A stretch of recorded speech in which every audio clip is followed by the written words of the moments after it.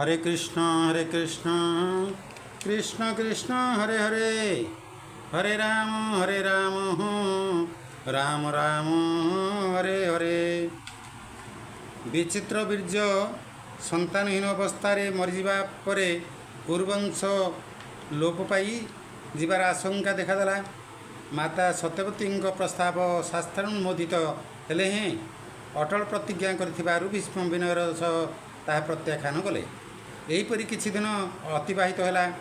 माता विचार वृद्धि संपन्न पुत्र भीष्म सह आलोचना करी निजर प्रिय पुत्र व्यासदेव को स्मरण कले।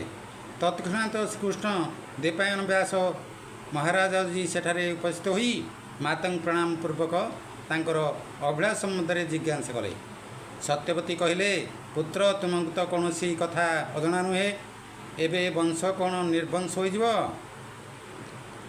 विचित्र बीर्य कौन उत्तराधिकारी बिना स्वर्गगमन करिसंती। भीष्मकर अटल प्रतिज्ञा विषय तुम्हें अवश्य अवहित। ए क्षेत्र में तुम्हें ही ए वंशर एकमात्र सावर्षा। तुम्हें काशी राजनंदिनी मानक गर्भरु पुत्र उपदायी ए वंश को रक्षा कर। तुम्हें तो जान यह शास्त्र सम्मत। एथिपाई पुत्रकामी बहुदय मध्य अपेक्षा मान। यह ही मध्य मोर तुम प्रति एक आदेश। या छड़ा मोर अन्य उपाय नहीं। व्यासदेव मथानत करी माता आदेश ग्रहण कले। सेतेबेले से सीधा तपस्यारू उठी हिमालय नाना बण जंगल देई आसबारे भीषण और भयंकर देखा तेणु एथिपाई किछि समय देवाकू से माता को अनुरोध कले। किंतु माता यह कार्य अविलंबे संपन्न होगाकू इच्छा प्रकाश करिबारु व्यासदेवंकर आउ कौन द्विधा रहा नहीं। तेबे भगवान व्यासदेवंकर अनुमान सत्य है। व्यासदेवंकर भयंकर मूर्ति रे अंबिका चक्षु मुद्रित करदे और तांको गर्भरु जन्मांध पुत्र धृतराष्ट्र जन्मग्रहण कले। अंबालिक व्यासंकर तीव्र मूर्ति देखि भयभीत और कंपित हो तांको गर्भरु अभ्यंतरण अस्वस्था पिंगल वर्णर पांडु जन्म हेले। एथिरे व्यतिव्यस्त होई माता सत्यवती तांकर जड़े घनिष्ठ युवती दासी को व्यासदेव निकट को प्राण कले। से दासी अत्यंत निर्भय होई आनंद और संतोष सहकारे व्यास भगवान औरस ग्रहण कले। तांको गर्भरु जात हेले सर्वगुण धर्म न्याय ए विचार संपन्न विदुर। एथिरे संतुष्ट होई माता प्रिय पुत्र को विदाय देइथिले। विदुरଙ୍କ जन्म रहस्य शुणियापाई नम्यशरणर सत्संगरू भक्तगण उत्सुक होई उठिबारु सुतनंदन यही कथार प्रारंभ करने को लगे। से कही चलले, मांडव्य ऋषि अखंड तपस्वी सत्यनिष्ठ और धर्मपरायण थे। वन मध्य थिबा तांको आश्रम सम्मुखर वृक्ष तले मौनव्रत सह ऊर्ध्वबाहु होई से तपस्या मग्न थे। थरे राजांको सिपाही माने दले चोरंकर अनुसरण करी तांको सेठारे दंडायमान थिबार देखिले और चोर मानक विषय पचारे। ऋषि को मौन रहिबार देखि तांकर संदेह जात होला और सेमाने तांकु भंड ब्राह्मण बोली भावी राजा निकट को घेनी गले। परे चोर माने कौशल क्रमे से आश्रम लुचाई समस्त लुंठित द्रव्य आश्रम मध्य उद्धार कर जाइथिला। राजा सिपाही मान कथार विश्वास करी बिना विचार ऋषि को शूली बसाइले। अनेक दिन शूलबिद्ध रही बहु जंत्रणा पाइले हेले तांकर मृत्यु घटिला नहीं। राजा परे समस्त विषय अवगत होई अत्यंत अनुतप्त हेले और तांको पाद धरी तांको क्षमा करदेवाई मिनती करने को लगे। मांडव्य ऋषि राजा को क्षमा करदे धर्मराज निकट में उपस्थित हेले और तांको एपरी जघन्य दंड मिलबार कारण सुधा पूछा कले। शैशव से केतेक कीटपतंग को एपरी दंड देइथिबारु एबे ताहा तांकु भोगिबाक पड़ला बोली धर्मराज उत्तर देइथिले। अज्ञान अवस्था तांकर एपरी कार्य पाई एते बड़ दंड ठीक होई नाही बोली मत प्रकाश करी मांडव्य ऋषि धर्मराज को अभिशाप देले। तुमको यही अविचार पाई मर्त्यलोकरे शूद्र गोजनी रे जन्म ग्रहण करबाक पड़िबो। यही अभिसंपाद अनुजाई धर्मराज विदुर रूप में सत्यवती दासी गर्भरे स्थानित होइथिले। सेही दिन ठारू मांडव्य ऋषि मानव समाज पाई एक आचार संहिता लागू कराइले। मानव शिशु 14 वर्ष पर्यंत जो पाप करिबो ताहा तार पाप बोली विवेचित हेबा नाही। एथिपाई କିଛି ପରିମାଣରେ ତା'ର ପିତାମାତା ଓ ଗୁରୁଦାୟୀ ରହିବେ ଏବଂ ସେମାନଙ୍କୁ ଏଥିପାଇଁ ଦଣ୍ଡ ଭୋଗିବାକୁ ପଡ଼ିବ। ଅବଶ୍ୟ ସେହି ଶିଶୁକୁ କୃତକର୍ମର ମାତ୍ରାକୁ ଲକ୍ଷ୍ୟ କରି ପରବର୍ତ୍ତୀ ଜନ୍ମର ସଂସ୍କାର ଗ୍ରହଣ କରିବାକୁ ପଡ଼ିବ। ଏହି ଆଚରଣ ବିଧି ମର୍ତ୍ତ୍ୟଲୋକ ପାଇଁ ସେହି ମୁହୂର୍ତ୍ତରେ ତତ୍କ୍ଷଣାତ ଲାଗୁ ହୋଇଗଲା।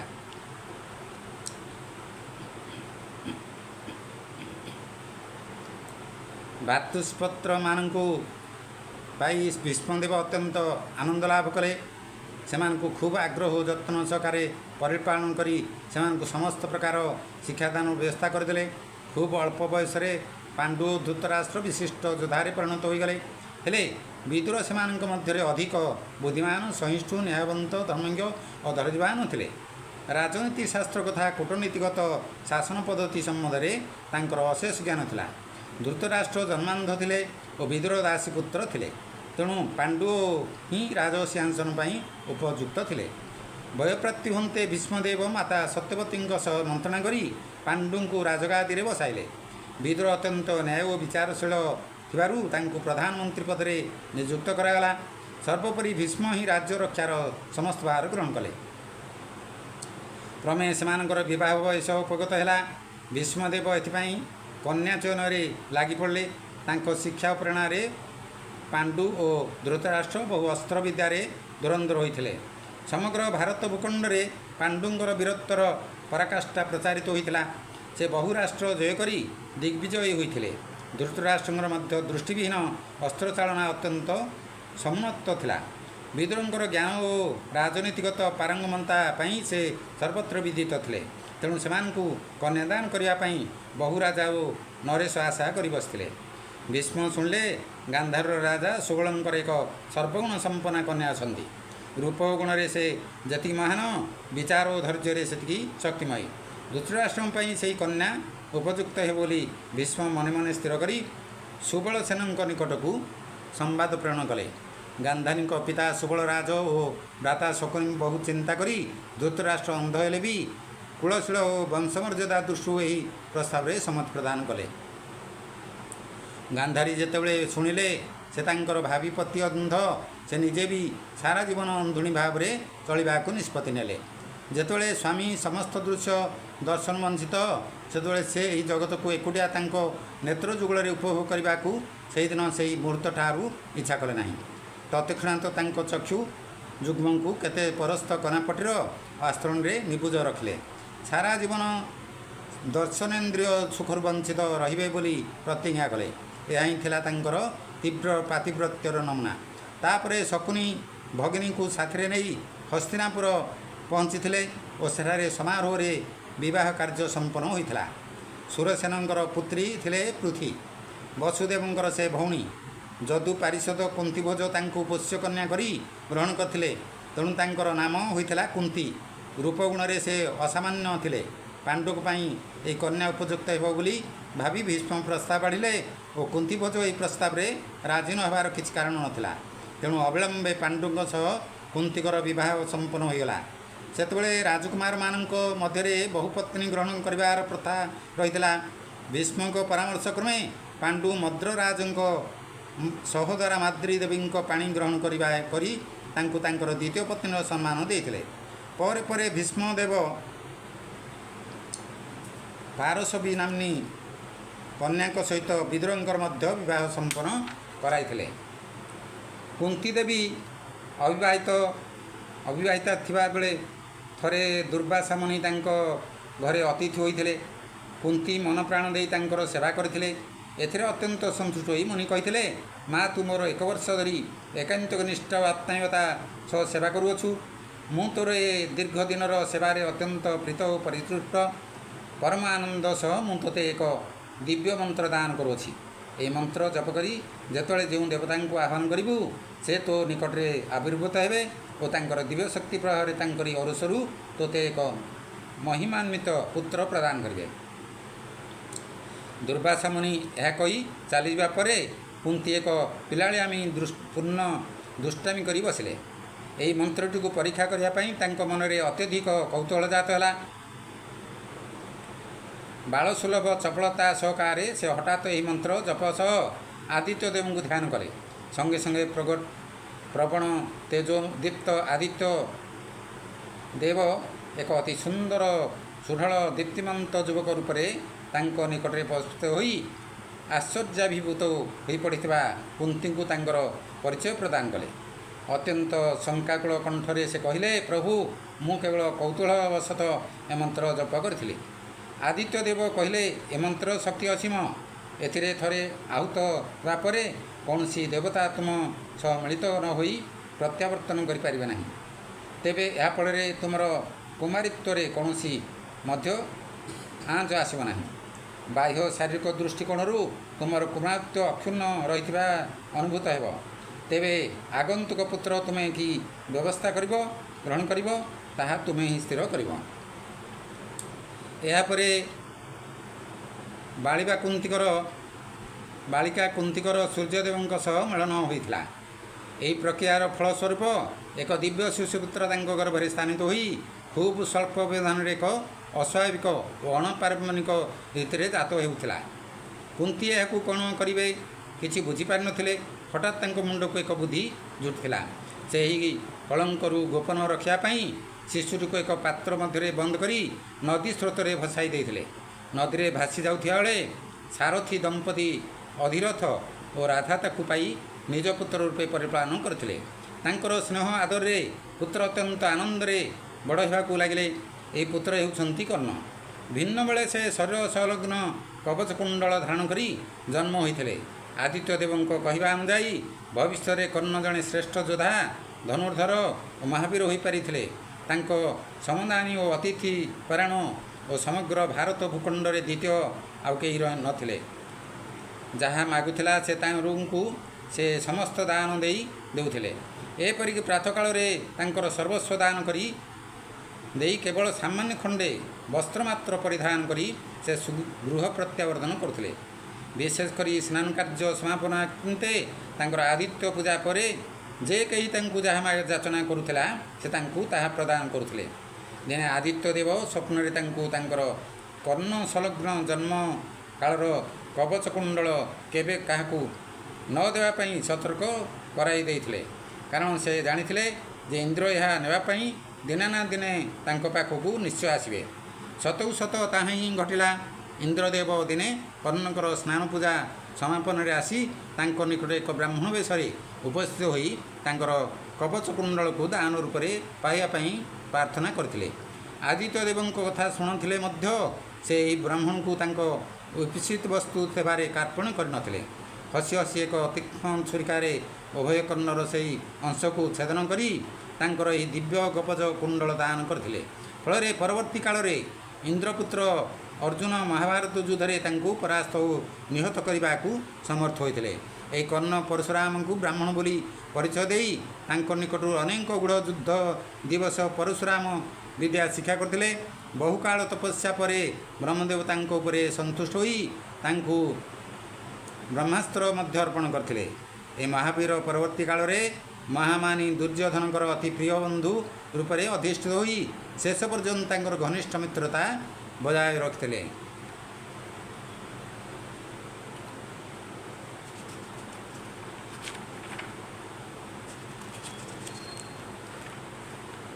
ପାଣ୍ଡୁ ଧନୁର୍ବିଦ୍ୟାରେ ଅତ୍ୟନ୍ତ ନିପୁଣ ଥିଲେ। ଶିକାର ତାଙ୍କର ଅତ୍ୟନ୍ତ ପ୍ରିୟ ଥିଲା। ଥରେ ବନ ମଧ୍ୟକୁ ମୃଗମଜାର୍ଥେ ଯାଇ ସେ ଏକ ବିଚିତ୍ର ଦୃଶ୍ୟ ସନ୍ଦର୍ଶନ କଲେ। ଗୋଟିଏ ଯୂଥପତି ମୃଗ ତାର ମୃଗା ସହିତ ମୈଥୁନ କାର୍ଯ୍ୟରେ ରତ ଥିଲା। ଏହି ସମୟରେ ତାଙ୍କ ମନରେ କି ଭାବ ସୃଷ୍ଟି ହେଲା କି ଜାଣେ, ସେ ଏହି ମୃଗ ଉପରକୁ ସର ସନ୍ଧାନ କଲେ। ମୃଗଟି ଏହି ଅବସ୍ଥାରେ ଶର୍ବିତ ହୋଇ ବିକଳରେ ଛଟପଟ ହେବାକୁ ଲାଗିଲା। ପ୍ରକୃତରେ ସେହି ମୃଗଟି ଥିଲେ କିନ୍ଦମ ଋଷି। ମନୁଷ୍ୟ ଭାବରେ ଏହି କର୍ମରେ ଲିପ୍ତ ହେବାକୁ ଅସୁଖ ଲାଗେ ବୋଲି ମଧ୍ୟେ ମଧ୍ୟେ ତାଙ୍କ ପତ୍ନୀଙ୍କ ସହ ମୃଗ ରୂପରେ ସେ ତାହା ସମ୍ପାଦନ କରିଥାନ୍ତି।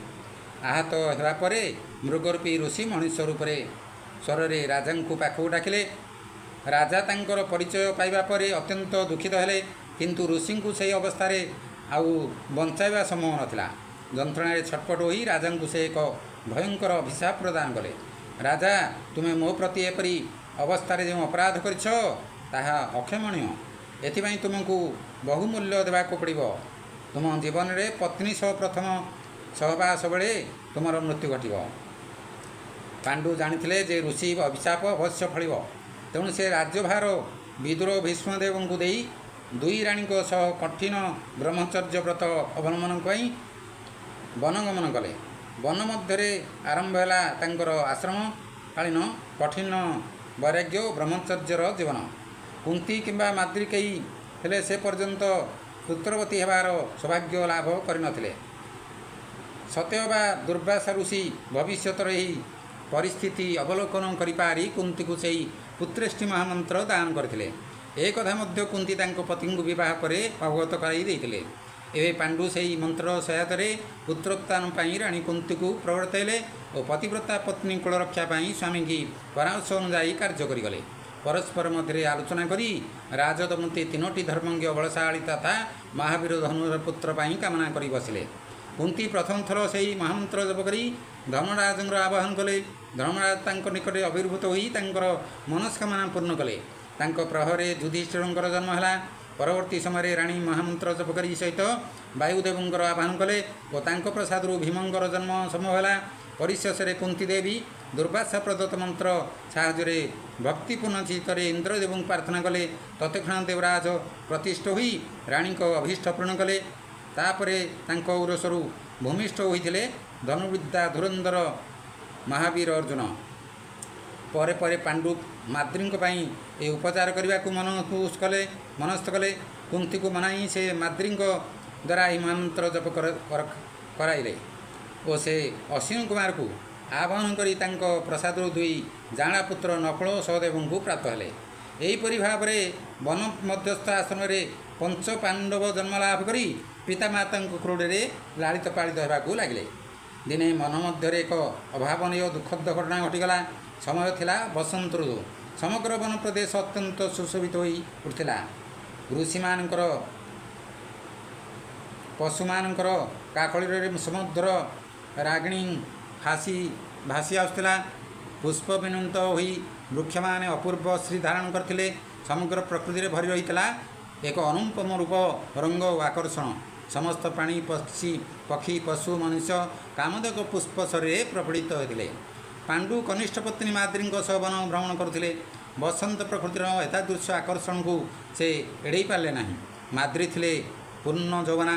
ତାଙ୍କ ଝୀନବସନ ଅପୂର୍ବ କେଶପାଶ ଓ ରସପୂର୍ଣ୍ଣ ଓଷ୍ଠ ଯୁଗଳ ତଥା ଲୋହିତ ଗଣ୍ଡଦେଶର ଆଭା କମନୀୟ ଭାବରେ ଉକୁଟି ଉଠିଥିଲା। ଏ ସମୟରେ ପାଣ୍ଡୁ ନିଜକୁ ଆୟତ୍ତରେ ରଖିପାରିଲେ ନାହିଁ। ପାଣ୍ଡୁଙ୍କର ସେ କିନ୍ଦମ ଋଷିଙ୍କର ଅଭିଶାପ ଶୁଣ ନଥିଲା, ତାହା ନୁହେଁ। ସେ ଉକ୍ତ ଅଭିଶାପର ସ୍ମରଣ ସତ୍ତ୍ୱେ ନିଜକୁ ନିୟନ୍ତ୍ରଣରେ ରଖିପାରିଲେ ନାହିଁ। ମାଦ୍ରୀଙ୍କୁ ଆଲିଙ୍ଗନ କରି ସେହି ବନ ପ୍ରଦେଶରେ ତୀବ୍ର ପ୍ରତିକ୍ରିୟା ପାଇଁ ତାଙ୍କର ମନ ବଳିଲା। ମାଦ୍ରୀଙ୍କୁ ସେ କୋଳାଗ୍ରତ କରି ନେଲେ। ପତ୍ନୀ ତାଙ୍କର ଏହି ମାରାତ୍ମକ ମୁହୂର୍ତ୍ତ ପାଇଁ ସବୁବେଳେ ସତର୍କ ଥିଲେ। ତେବେ ମାଦ୍ରୀଙ୍କ ସତର୍କତାର କୌଣସି ଆବଶ୍ୟକତା ଅନୁଭୂତ ହେଉନଥିଲା, କାରଣ ସ୍ୱୟଂ ପାଣ୍ଡୁ ଏଥିପାଇଁ ଅତ୍ୟଧିକ ସଜାଗ ଥିଲେ ଓ ନିଜକୁ ସମ୍ପୂର୍ଣ୍ଣ ଆୟତ୍ତରେ ରଖିଥିଲେ। ଆଜି କିନ୍ତୁ ପାଣ୍ଡୁଙ୍କଠାରେ ଏକ ଅଦ୍ଭୁତ ପରିବର୍ତ୍ତନ ଦେଖାଗଲା। ଦୈବର ଇଚ୍ଛାକୁ କିଏ ବା ଏଡ଼ାଇ ଯାଇପାରେ? ମାଦ୍ରୀ ନିଜକୁ ପାଣ୍ଡୁଙ୍କ ଆଲିଙ୍ଗନରୁ ମୁକ୍ତ କରି ଆଶ୍ରମକୁ ଆଡ଼କୁ ଧାଇଁବାକୁ ଲାଗିଲେ। ଉଦ୍ଦେଶ୍ୟ ଥିଲା ଦିଦିଙ୍କ ନିକଟରେ ପହଞ୍ଚିଗଲେ ସ୍ୱାମୀ ଏହି ମରଣାନ୍ତକ କାର୍ଯ୍ୟରୁ ନିବୃତ୍ତ ହୋଇଯିବେ। କିନ୍ତୁ ବିଧିର ବିଧାନ ଅଟଳ।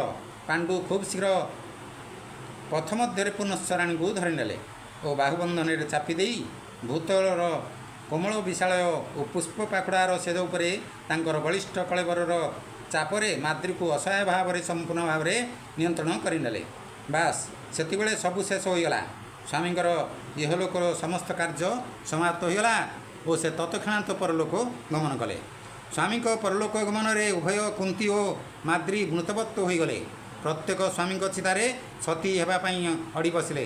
ତେବେ ମାଦ୍ରୀ ଅନେକ ଅନୁନୟନ ସହ ବଡ଼ ଭଉଣୀଙ୍କୁ ବୁଝାଇବାକୁ ଲାଗିଲେ। ତାଙ୍କରି ଯୋଗୁଁ ପତିଙ୍କର ଦେହାନ୍ତ ହୋଇଛି, ତେଣୁ ତାଙ୍କୁ ପତିଙ୍କ ସହ ପରଲୋକ ଯିବା ପାଇଁ ଅନୁମତି ମିଳିବା ଆବଶ୍ୟକ। ପରିଶେଷରେ ମାଦ୍ରୀ ତାଙ୍କର ନକୁଳ ସହଦେବଙ୍କୁ ବଡ଼ ଦିଦିଙ୍କୁ ସମର୍ପଣ କରି ପତିଙ୍କ ଚିତାରେ ସତୀ ହୋଇଗଲେ। କୁନ୍ତୀ ଏହି ଦୁଃଖରେ ଅତ୍ୟନ୍ତ ଭାଙ୍ଗି ପଡ଼ିଲେ। ତେବେ ଭୀଷ୍ମ ଓ ବିଦୁର ଆଶ୍ରମରେ ଉପସ୍ଥିତ ହୋଇ ଅନେକ ସାନ୍ତ୍ୱନା ସହକାରେ କୁନ୍ତୀ ଓ ପଞ୍ଚପାଣ୍ଡବଙ୍କୁ ରାଜଧାନୀ ଘେନିଗଲେ। ଭୀଷ୍ମଦେବ ଅତୀବ ଯତ୍ନ ସହକାରେ କୁମାରମାନଙ୍କର ପରିପାଳନ କରିବାରେ ଲାଗିପଡ଼ିଲେ। ଇତିମଧ୍ୟରେ ଗାନ୍ଧାରୀଙ୍କର ମଧ୍ୟ ଗର୍ଭଧାରଣ ହୋଇସାରିଥିଲା। ବ୍ୟାସଦେବ ପ୍ରସାଦକୁ ଆସିଥିବା ବେଳେ ଧୃତରାଷ୍ଟ୍ର ରାଣୀ ତାଙ୍କୁ ଶତପୁତ୍ର ଜନନୀ ହେବା ପାଇଁ ପ୍ରାର୍ଥନା କରିଥିଲେ ଓ ବ୍ୟାସ ଭଗବାନ ଏହାକୁ ତଥାସ୍ତୁ କରିଥିଲେ।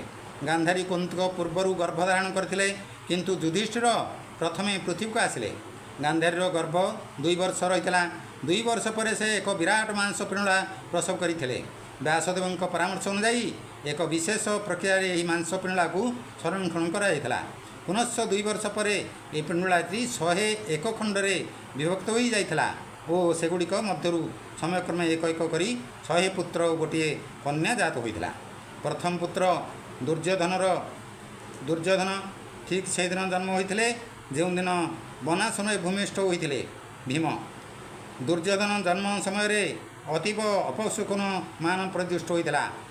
ପଣ୍ଡିତମାନେ ଏହି ପୁତ୍ର ଏକ ଦୁରାଚାରୀ ଓ ବଂଶନାଶକ ହେବ ବୋଲି ଭବିଷ୍ୟତବାଣୀ କରିଥିଲେ। ଏପରିକି ବିଦୁର ଇତ୍ୟାଦି ଏହି ପୁତ୍ରକୁ ଜନ୍ମ ପରେ ପରିତ୍ୟାଗ କରିବା ପାଇଁ ପରାମର୍ଶ ଦେଇଥିଲେ, କିନ୍ତୁ ପୁତ୍ର ସ୍ନେହରେ ଆପ୍ଲୁତ ଅନ୍ଧରାଜା ଓ ପରାମର୍ଶକୁ ପ୍ରତ୍ୟାଖ୍ୟାନ କରିଥିଲେ। ଅନନ୍ୟା ପୁତ୍ରମାନେ ଥିଲେ ଦୁଃଶାସନ, ଯୁଯୁସ୍ତୁ, ବିକର୍ଣ୍ଣ ଅନ୍ୟାନ୍ୟମାନେ। କନ୍ୟାଟି ଥିଲା ଦୁଶୀଳା। ସେ ପରବର୍ତ୍ତୀ ସମୟରେ ରାଜା ଜୟଦ୍ରଥଙ୍କୁ ବିବାହ କରିଥିଲେ। ଧୃତରାଷ୍ଟ୍ରଙ୍କର ପୁତ୍ରମାନଙ୍କୁ ସମୟକ୍ରମେ କୌରବ ଓ ପାଣ୍ଡୁଙ୍କର ପୁତ୍ରମାନଙ୍କୁ ପାଣ୍ଡବ ବୋଲି କୁହାଗଲା। କୁନ୍ତୀ ଓ ଗାନ୍ଧାରୀ ପୁତ୍ରମାନଙ୍କର ଅତ୍ୟନ୍ତ ଯତ୍ନ ନେଉଥିଲେ। ଭୀଷ୍ମ ପିଲାମାନଙ୍କର ସମସ୍ତ ସଂସ୍କାର କରାଇ ତାଙ୍କୁ ବିଦ୍ୟାଧ୍ୟୟନ, ଶାସ୍ତ୍ରବିଦ୍ୟା ତଥା ଯୁଦ୍ଧବିଦ୍ୟା ସମ୍ବନ୍ଧରେ ବିଶେଷ ଭାବରେ ଶିକ୍ଷା ଦେବାକୁ ଲାଗିଲେ। ପାଣ୍ଡୁଙ୍କ ସ୍ୱର୍ଗଗମନ ପରେ ଧୃତରାଷ୍ଟ୍ରଙ୍କୁ ରାଜଗାଦିରେ ବସିବାକୁ ପଡ଼ିଲା। ମନ୍ତ୍ରୀ ବିଦୁର ସମସ୍ତ ରାଜକାର୍ଯ୍ୟ ଓ ପିତା ଭୀଷ୍ମ ସମସ୍ତ ଦେଶରକ୍ଷା କାର୍ଯ୍ୟ ଦେଖିବାକୁ ଲାଗିଲେ। ହରେ କୃଷ୍ଣ କୃଷ୍ଣ କୃଷ୍ଣ ହରେ ହରେ, ହରେ ରାମ ରାମ ରାମ ହରେ ହରେ। ଶ୍ରୀକୃଷ୍ଣ ଗୋବିନ୍ଦ ହରେ ମୁରାରେ, ହେ ନାଥ ନାରାୟଣ ବାସୁଦେବା। ଶ୍ରୀକୃଷ୍ଣ ଗୋବିନ୍ଦ ହରେ ମୁରାରେ, ହେ ନାଥ ନାରାୟଣ ବାସୁଦେବା। ଶ୍ରୀକୃଷ୍ଣ ଗୋବିନ୍ଦ ହରେ ମୁରାରେ, ହେ ନାଥ ନାରାୟଣ ବାସୁଦେବା।